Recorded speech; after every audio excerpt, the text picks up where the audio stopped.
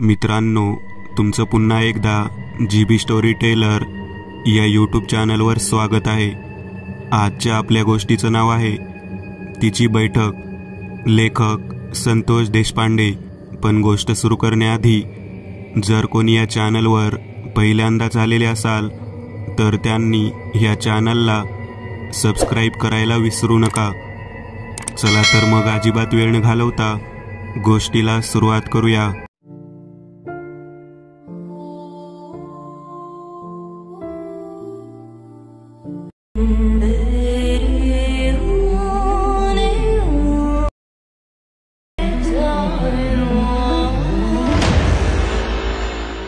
गुडघा भरून चिखलातून वाट काढत काढत कसेबसे आम्ही एका झाडाच्या खाली असलेल्या कठड्यावरती येऊन पोहोचलो।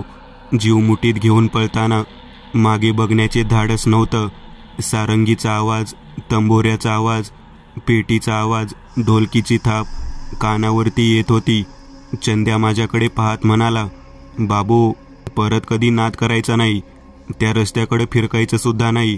हात जोड, हात जोड, मी सांगतो तुला हात जोड म्हणून मी म्हणत होतो, तो हात नाही जोडलेस, बघ काय परिणाम झाला त्याचा। मी चंद्याकडे पाहत म्हणालो, अरे हात जोडायचं सोडून दे, वर पाहण्याचं धाडस सुद्धा नव्हतं माझ्यामध्ये। वेडा आहेस का काय? एका पाठोपाठ एक गादीवर बसलेली ती माणसे पाहिल्यानंतर छातीमध्ये धडकी भरली। तुला मी म्हणत होतो नको त्या ठिकाणी नको जायला, परंतु तू काही केलं ऐकलं नाहीस। त्या जितेंद्रच्या नादी लागलास आणि त्या जितू बरोबर मला सुद्धा त्या ठिकाणी घेऊन गेलास। जितू आला का बघ? चंदू मागे वळून पाहत होता। तो म्हणाला, आला आला, तो सुद्धा आला। जितू, अरे जितू, आता पुढे जायचे अवघड होऊन बसला आहे रे। पावसामुळे सगळीकडेच राडाराडा झाला आहे, चिखल झालेला आहे। मला वाटत नाही की आपण एका रात्रीत तेवढा प्रवास पूर्ण करू शकू। तेव्हा जितेंद्र आमच्याकडे पाहत म्हणाला, मी तुम्हाला या ठिकाणी यायच्या अगोदर सगळे नियम सांगितले होते, परंतु तुम्ही मुख्य नियम पाळलाच नाही।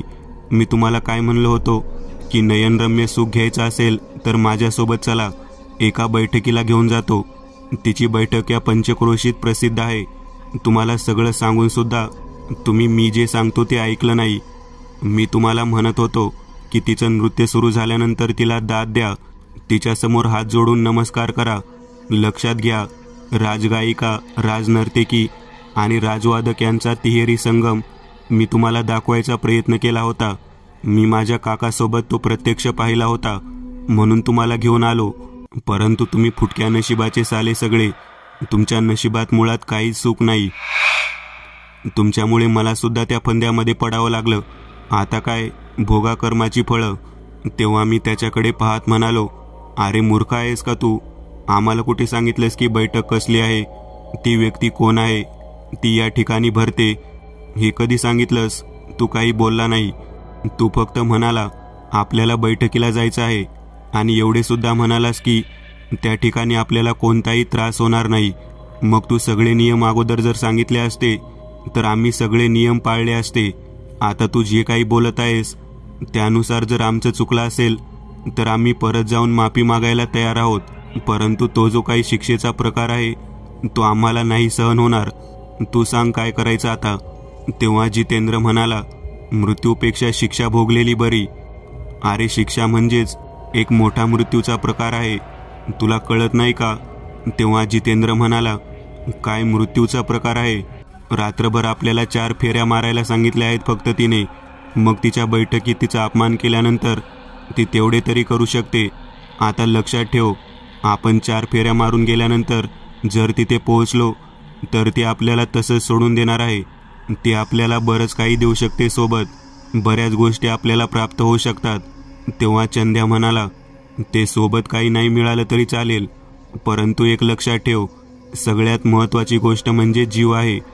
त्या सर्व फेऱ्यातून सुटका व्हावी म्हणजे झालं। कोणाची तरी बैठक म्हणून या ठिकाणी नायकिनीच्या बैठकीला घेऊन आलास। नायकिन राहिली बाजूला, वेगळीच लोक पाहायला मिळाली आणि ती सुद्धा जिवंत नसलेली। आणि म्हणतोस कसा? त्यांची इच्छा पूर्ण केल्यावर ते आपल्याला संपत्ती प्रदान करतात। तुझ्या काकाला त्यांनी संपत्ती प्रदान केली म्हणून सांगतो। काय तुझा काका आणि काय तू, विनाकारण नको त्या गोष्टीमध्ये आम्हाला अडकवून टाकलं। मला वाटतं की 4 फेऱ्यापेक्षा 2 फेऱ्या मारून तिथे माफी मागून निघून जाऊ घराकडे. तेव्हा जितेंद्र म्हणाला, वेडा आहात का तुम्ही? 4थी फेरी झाल्याशिवाय आपल्याला त्या ठिकाणी जाता येणार नाही. आधीमध्ये जर गेलो तर तिची बैठक मोडेल, आणि बैठक मोडणे म्हणजे साधीसुधी गोष्ट नाही. डायरेक्ट खल्लास, जीव जाणार आपला. लक्षात ठेवा, सहजासहजी कुठली गोष्ट मिळत नाही, त्यासाठी कष्ट घ्यावे लागतात. सैतानसुद्धा प्रसन्न होत असताना सोप्या गोष्टीवर प्रसन्न होत नाही, त्याच्यासाठी काहीतरी द्यावं लागतं. आता या स्मशानाच्या कडेने 4 फेऱ्या मारणं म्हणजे त्यासाठी अवघड आहे. परंतु आपण 3घे जण आहोत. काय होणार आहे? होऊन भीती वाटणार आहे. मनामध्ये भीती बाळगूच नका ना. आताच आपण प्रत्यक्ष भूत बघून आलेलो आहोत. अजून काय दिसणार आहे? आपल्याला उगाचच भित्र्या लोकांप्रमाणे बोलतात. मला तर वाटते मनामध्ये भीती न ओळखता जर आपण 4 फेऱ्या मारल्या तर आपल्या आयुष्यामध्ये अमाप संपत्ती प्राप्त होईल. जर आपण तिच्या बैठकीमध्ये या प्रकारचं चुकीचं कृत्य करू शकत असू तर त्याची शिक्षासुद्धा आपण भोगलीच पाहिजे ना. तेव्हा चंद्या म्हणाला, तू नीट सांगितलं नाही म्हणून हे सगळं घडलं, नाहीतर आपण मुजरा काय आणि नमस्कार काय सगळंच घातलं असतं. तू नीट सांगायला पाहिजे होतं. तेव्हा आता घाबरण्यात काही अर्थ नाही. चला, किती जरी चिखल असला तरी स्मशानाच्या कडेने 4 फेऱ्या मारायच्याच. 1 फेरी पूर्ण झालेली होती. 2ऱ्या फेरीच्या दिशेने आम्ही निघालेलो होतो. बैठकीमध्ये दिसलेली माणसं डोळ्यासमोरून जात नव्हती. मी चंद्याकडे पाहत म्हणालो, चंद्या, लवकरात लवकर 4 फेऱ्या पूर्ण करून त्या ठिकाणी जाऊ. तेव्हा चंद्या म्हणाला, ठीक आहे. जितेंद्र आमच्याकडे पाहत म्हणाला, आता एकदा वाट माहीत झाली ना, मग काही घाबरायचं नाही. आणि तसंही ज्या वेळेला आपण मनापासून घाबरायचं नाही ठरवतो तेव्हा आपल्या मनात भीती येत नाही. तेवढ्या चिंचेच्या झाडाच्या कडेने जात असताना किंचाळणाऱ्या व्यक्तींचा आवाज ऐकू येऊ लागला. स्मशानाच्या पलीकडच्या बाजूची जी भिंत होती तिथून कोणीतरी किंचाळत होतं. रात्रीच्या वेळी अशा पद्धतीने कोण किंचाळत असावं असा विचार मनात येऊन चालला होता. चंद्या माझ्याकडे पाहत म्हणाला, मला वाटतं आपण कोणत्याही गोष्टीचा आवाज कानावर पडला तरी घाबरून न जाता जितेंद्र म्हणतो त्या पद्धतीने सगळं काही पाठीला बांधून तसंच निघायला हवं. आम्ही एका पाठोपाठ एक अशा पद्धतीने 3 फेऱ्या पूर्ण केल्या. 4थी फेरी करण्यासाठी पुढे निघालो. तेवढ्या चंद्या ज्या चिंचेच्या झाडापाशी घाबरला होता त्या झाडाच्या फांदीवरून कोणाचे तरी पाय लांबत आहे हे दिसू लागले. प्रत्यक्ष असं काही पाहिल्यानंतर मात्र घाबरगुंडी उडाली. जितेंद्र म्हणाला, बापरे, वेगात पळा, वेगात पळा. आम्ही वेगामध्ये पळत होतो, परंतु डोळ्यासमोरून त्या चिंचेच्या फांदीवरचे लटकणारे पाय काही केल्या जात नव्हते. नेमकं काय दिसत होतं तेच कळत नव्हतं, आणि असंच का दिसत होतं ते सुद्धा कळत नव्हतं. मग आम्ही कशीबशी 4थी फेरी पूर्ण केली आणि पुन्हा एकदा त्या वाड्याच्या दिशेने निघालो. ज्या ठिकाणी जितेंद्रने आम्हाला बैठकीला नेलं होतं त्या लाकडी जिन्यातून वरच्या दिशेने वर चालू लागलो. अंग सगळं चिखलानं बरबटलेलं होतं. त्या ठिकाणी सारंगीचा आवाज, ढोलकीचा आवाज येत होता. आम्ही त्या ठिकाणी पोहोचल्या तिघांनी मिळून मुजरा केला. समोर बैठकीची लावणी सादर करणारी सारंगी आमच्याकडे पाहत होती. बोल, काय हवं आहे? आता आमच्या लक्षात आलं की आपण शिक्षा पूर्ण केली आहे म्हणून तिने आपल्याला इच्छा विचारली. तेव्हा जितेंद्र म्हणाला, मला रोज तुझ्या बैठकीला यायची इच्छा आहे. तेव्हा सारंगी किंचाळत ओरडत त्याला म्हणाली, नालायका, मागून मागून काय मागितलंस? आयुष्यभराचं पिशाचं पण तुला कळतं का? या ठिकाणी रोज बैठकीला येण्याची इच्छा मागणाऱ्या व्यक्तीचा मृत्यू होतो आणि तो मुक्त होत नाही. तुला समजतं का तू काय मागितलंस ते? तुझी इच्छा पूर्ण करण्यासाठी मला स्वतःला आयुष्यभर याच ठिकाणी अशाच पद्धतीने दिवस काढावे लागणार. या पिशाच्या देहाला कधीच मुक्ती मिळणार नाही. मूर्ख मुलगा आहेस तू. जा, मला तोंड दाखवू नकोस. तुझी इच्छा पूर्ण होईल. सारंगीचं बोलणं ऐकल्यानंतर आम्ही तिच्यासमोर हात जोडून म्हणालो, मला एक इच्छा बोलून दाखवायची आहे. तेव्हा ती म्हणाली, काय इच्छा आहे बोल. तेव्हा मी म्हणालो, मला या बैठकीच्या फेऱ्यातून बाहेर पडायचं आहे. मला या बैठकीला बसायचंच नाही.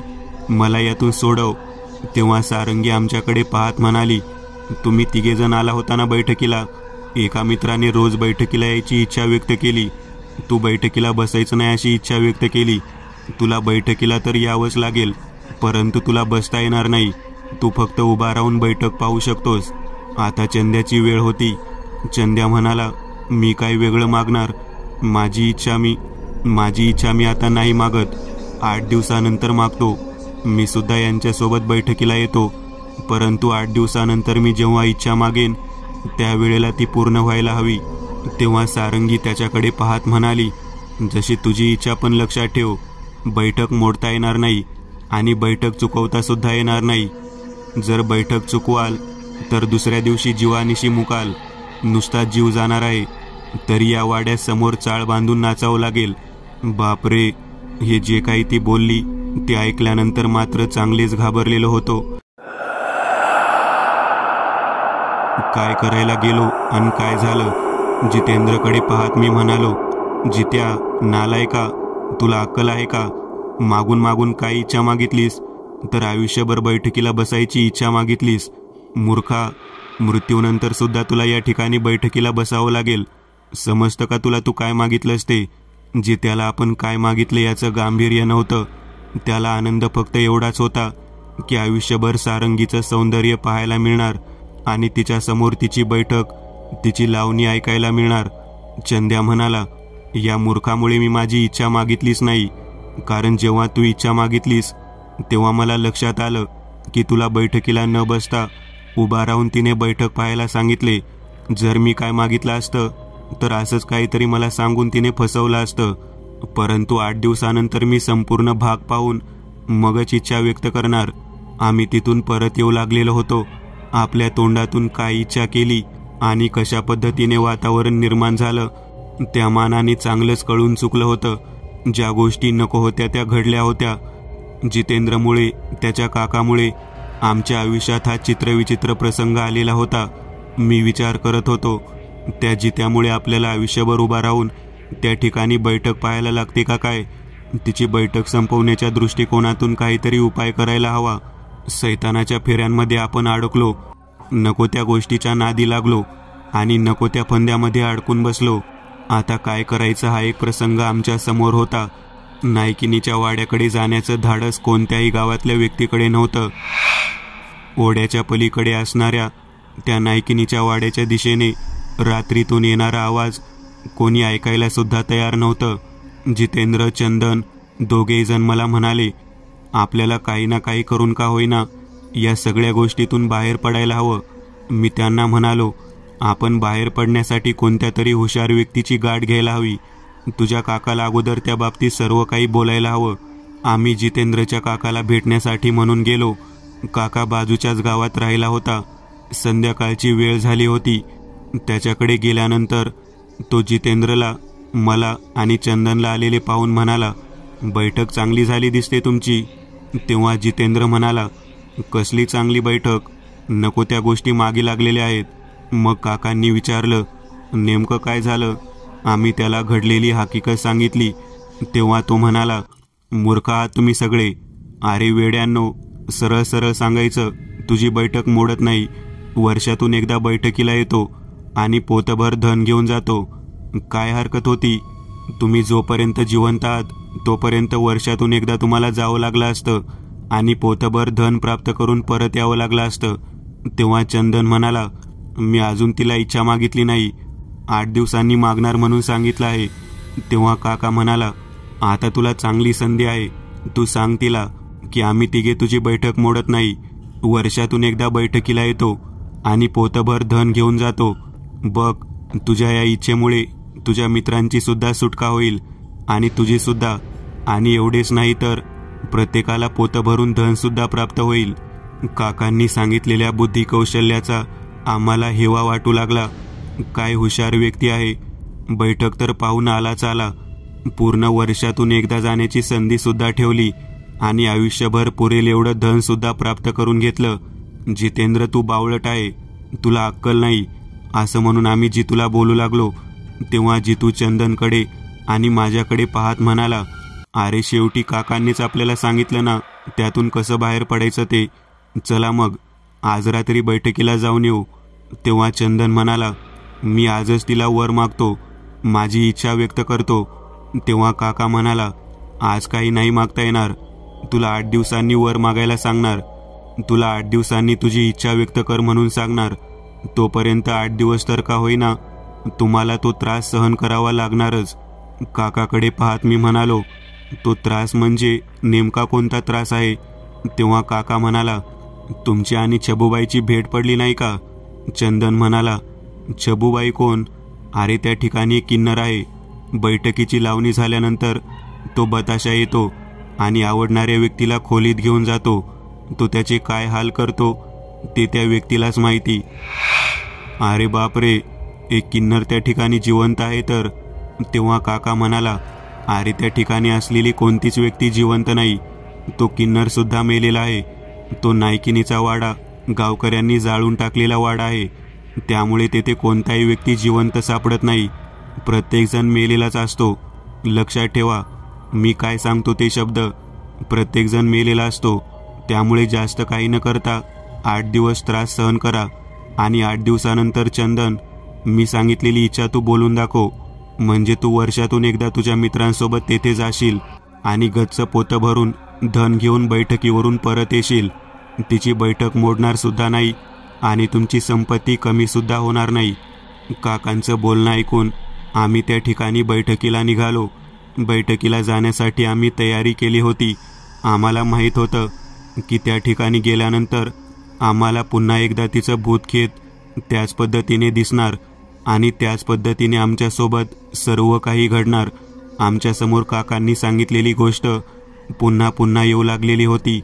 तो बताशा जो किन्नर आहे तो येतो आणि बैठकीची लावणी झाल्यानंतर तेथील लोकांमधील एका व्यक्तीला खोलीच्या आत घेऊन जातो.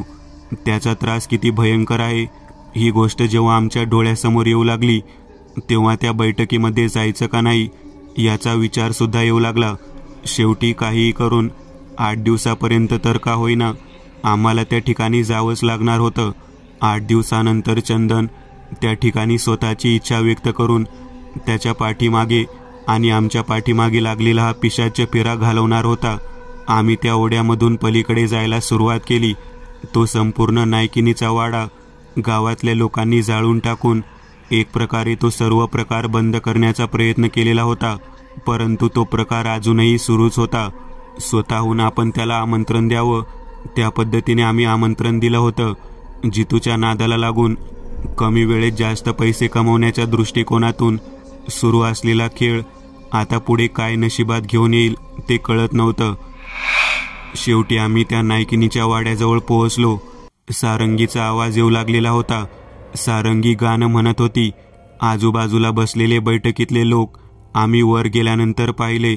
लाकडी जिन्यावरून जाताना आम्ही आलेली खबर तिला मिळालेली होती. ती जितेंद्रकडे पाहत म्हणाली, रोजचा प्रवास असणार आहे, उशीर करू नकोस. जेव्हा ढोलकीचा आवाज येईल त्यावेळेला तू इथं हजर असला पाहिजे. आमच्या दोघांकडे पाहत म्हणाली, तुला उभा राहावं लागेल आणि तुला 8 दिवस इथे बसून तुझी इच्छा तू सांगत नाही तोपर्यंत बैठकीला बसावं लागेल. तिची बैठकीची लावणी सुरू होती. मी आजूबाजूला उभा राहून पाहत होतो की कोण कोण व्यक्ती कशा कशा पद्धतीच्या दिसतात. त्यावेळेला बऱ्याच जणांना डोळे नव्हते, बऱ्याच जणांना हात नव्हते, काही जणांच्या डोक्यावरचे केस नव्हते, काही जणांना पाय नव्हते, काही जणांच्या शरीरावरची त्वचा निघून गेलेली होती, काही जणांच्या जबड्याचे हाड उघडे पडलेले होते. चित्रविचित्र पद्धतीची सर्व पिशाच्य मंडळी त्या सारंगी समोर बसून बैठकीची लावणी ऐकत होती. ते सर्व काही मी पाहत असताना माझ्या मनामध्ये धडकी भरली. समोर उभा असलेला मागच्या बाजूचा तो बताशा, तो किन्नर आमच्या समोर येऊन हातवारे करून नाचू लागला. सारंगीसोबत तो सुद्धा नाचत होता. सारंगीचा बैठकीच्या लावणीचा खेळ संपत आला आणि बताशाने जितूला डोळा मारला आणि त्याच्या हाताला हात धरून तो त्याला बाजूच्या खोलीत घेऊन गेला. जितू ओरडत होता, रडत होता, परंतु त्या ठिकाणी असलेल्या कोणत्याही व्यक्तीला त्याची दया आली नाही. मी आणि चंदन दोघे जण काय बोलणार, कारण त्याला नेण्यापासून जर आम्ही अडवलं असतं तर आमच्या दोघांपैकी कोणाचा तरी नंबर लागला असता. त्या हिजड्याने काय अवस्था केली असेल याचा मी केवळ विचार करत होतो. मी चंदनकडे पाहत म्हणालो, चंदन, तूच केवळ आम्हा सर्वांना या कचाट्यातून बाहेर काढशील. थोडा वेळ गेला. सारंगी आमच्याकडे पानपुडा सरकवत म्हणाली, तुझा मित्र आल्यानंतर तुम्ही जाऊ शकता. तुम्हाला अजून बरेच दिवस यायचे आहे बरं का. सारंगीचं बोलणं ऐकलं. ती मला म्हणाली, तुला असंच उभा राहून पाहावं लागणार आहे. तुझ्या बसण्याची व्यवस्था या ठिकाणी होणार नाही. मी केवळ स्मित हास्य करून तेथून परतीच्या मार्गाने जाण्यासाठी जिना उतरू लागलो. तेवढ्यात अर्धमेल्या अवस्थेत जितेंद्र 2 व्यक्तींचा आधार घेत खाली उतरू लागलेला होता. त्याच्याकडे पाहिल्यानंतर चंदन आणि मी दोघेही जण घाबरलो. जितेंद्रकडे पाहत आम्ही म्हणालो, काय केलं रे नेमकं किन्नराने? तेव्हा जितू म्हणाला, दुसरं काय करणार, त्याची इच्छा भागवण्यासाठी माझा वापर करून घेतला. फार भयंकर प्रकार आहे हा. मला नाही वाटत आपण यातून जिवंत राहू. जितूची अवस्था पाहून आम्हा दोघांना दया आली. त्याला घेऊन आम्ही परत निघालो. काकाच्या खोलीवरती जाऊन पोहोचलो. काकांनी जितूची अवस्था पाहिली. काका म्हणाले, मी म्हणालो होतो, धन ऐश्वर्य संपत्ती एवढ्या सहजासहजी मिळत नाही. त्यासाठी बरंच काही करावं लागतं. जितू, आता 8 दिवसांमध्ये तुझ्या पाठीमागे लागलेला हा त्रास तू कशा पद्धतीने घालवतोस ते पाहणं खूप वेगळं आहे. आम्ही एका पाठोपाठ एक करत तब्बल 6 दिवस त्या ठिकाणी गेलो. तो किन्नर ज्या वेगळ्या पद्धतीने टाळ्या वाजवत होता आणि कालवा करत होता, त्या पद्धतीने त्याचा चेहरा पाहिल्यावर आम्हाला अजून भीती वाटत होती. उद्या आम्हाला 8 दिवस पूर्ण होणार होते. चंदन तेथे स्वतःची इच्छा प्रकट करणार होता आणि तेवढ्यात सारंगीने चंदनला तिच्या खोलीमध्ये बोलावलं. मी उभा राहून सर्व दृश्य पाहत होतो. बैठकीच्या लावणीनंतर सारंगी चंदनला म्हणाली, चल आज चल. चंदन आतमध्ये गेला. तिच्याकडे पाहत म्हणाला, का आज माझ्यावर मेहरबान झाली आहेस? तेव्हा ती म्हणाली, इतके दिवस तू माझ्याकडे येतोस, मी तुझ्याकडे पाहते, परंतु तू कधीही वासनेच्या नजरेने माझ्याकडे पाहिलं नाही. मला तुझ्या या भोळ्या भाबड्या स्वभावाकडे पाहून मनामध्ये प्रेम उत्पन्न झालं आहे. माझी बैठक वासनेने भरलेल्या लोकांसाठी असते, परंतु तू तसा नाहीस. चंद्याला तिचं बोलणं ऐकून आश्चर्य झालं. तो म्हणाला, उद्या मी इच्छा व्यक्त करणार आहे. तेव्हा सारंगी त्याला म्हणाली, उद्या तू इच्छा करण्या अगोदर आज माझी इच्छा पूर्ण कर. चंदन तिच्याकडे पाहत म्हणाला. तिला पाहत असताना तो म्हणाला, काय इच्छा आहे तुझी? ती म्हणाली, दुसरं काय असणार, मला तुझं प्रेम हवं आहे. आजची रात्र तू परत जाऊ नकोस. बैठकीची लावणी झाली. आता तू घरी परत जाऊ नकोस. मी उभा राहून हे सर्व पाहत होतो. ती माझ्याकडे पाहत म्हणाली, आज चंदन परत येणार नाही. तू तुझ्या मित्राला घेऊन परत जा. मला या गोष्टीचं आश्चर्य वाटलं. मी चंदनकडे पाहत म्हणालो, चंदन तू मागून येणार आहेस का? चंदन म्हणाला, इथून कोणीही जायचं नाही. जोपर्यंत तिची इच्छा पूर्ण होत नाही तोपर्यंत कोणी जायचं नाही. तिची बैठक अजून तशीच आहे, त्यामुळे तुम्ही दोघे जण इथेच थांबा. जर तुम्ही गेलात तर मग अवघड होईल. चंदनचं बोलणं ऐकल्यानंतर आम्ही त्या ठिकाणी थांबायचं ठरवलं. अर्धमेलेल्या अवस्थेत तो भताशा जितूला घेऊन बाहेर आला. मी तसाच उभारलेलो होतो. जितू पलंगावरती पालथा पडला. त्याला पाणी पिण्यासाठी मी दिलं. सारंगीने आजूबाजूच्या बसलेल्या सर्व त्या बैठकीतल्या लोकांना तेथून जायला सांगितलं आणि तिने दरवाजा बंद करून घेतला. चंदन अर्धा तास तिच्यासोबत तिच्या मनातली इच्छा पूर्ण करण्यासाठी आतमध्ये थांबला होता. अर्ध्या तासानंतर चंदन बाहेर आला. सारंगी आतमध्ये नव्हती. सारंगी कुठे गेली काहीच कळायला मार्ग नव्हता. मी चंदनला म्हणालो, अरे 3 वाजून गेले, तू अजून तिथेच आहेस? चंदन म्हणाला, अरे 3 वाजले आणि सारंगी त्या खोलीतून गायब झाली. आता मात्र आम्हाला कळेना, उद्या आपल्याला आपल्या मनातील इच्छा मागण्याचा शेवटचा दिवस आहे आणि आज जर ती गायब झाली तर आपला या तिच्या बैठकीतला फेरा संपवणार कसा? आम्ही त्या चिंतेमध्ये परत निघालो. काकाच्या घरापाशी जाऊन पोहोचलो. काका वाट पाहत होता. तो म्हणाला, किती उशीर झाला, तुम्ही आलाच नाही, काय झालं? चंदनला विचारलं. तेव्हा चंदन आतमध्ये तिने त्याच्यासोबत शारीरिक सुख उपभोगण्याचा प्रयत्न केला असे चंदनने सांगितले, परंतु 3 वाजता ती निघून गेली हे सुद्धा सांगितले. काका म्हणाले, पिशाच शक्तीची थांबण्याची वेळ 3 वाजेची असते. 3 वाजल्यानंतर पिशाच शक्ती जास्त ताकदवर होते आणि ती तिच्या स्वतःच्या स्वस्थानी निघून जाते. तिचं स्थान कोणतं आहे हे काही कळायला मार्ग नाही. तेव्हा मी म्हणालो, आम्ही जेव्हा फेऱ्या मारत होतो, स्मशानाच्या कडेने फिरत होतो, तेव्हा एका चिंचेच्या झाडावरती 2 पाय खाली लटकलेले दिसले होते. काका म्हणाला, मग एक काम करा, आज तुम्ही ते चिंचेचे झाड तोडून टाका. तिचं बसण्याचं स्थान नष्ट होईल आणि रात्रीतून जेव्हा बैठक संपेल तेव्हा चंदन, तू तुझी इच्छा व्यक्त कर. तुझी इच्छा व्यक्त झाल्यानंतर ती पुन्हा तुम्हाला कधीच बोलू शकणार नाही आणि तिची बैठक कायमस्वरूपी संपुष्टात येईल. काकांचं बोलणं ऐकल्यानंतर आम्ही म्हणालो, जर असं झालं तर खूप छान होईल. जितू म्हणाला, एवढा त्रास सहन करून एक फुटकं सोन्याचं नाणंसुद्धा मिळालं नाही आणि तुम्ही कायमची बैठक संपवायचं सांगत आहात. तेव्हा काका म्हणाला, एवढा भयानक त्या हिजड्याचा त्रास सहन करून सुद्धा तुला स्वतःला संपत्तीच्या लालसेतून, धनाच्या लालसेतून मुक्त करू शकला नाहीस. अरे वेड्या, जर चंदनला इच्छा मागायला नाही मिळाली तर आयुष्यभर तुला बैठकीला जावे लागेल. मृत्यूनंतर सुद्धा तिची बैठक संपुष्टात येणार नाही.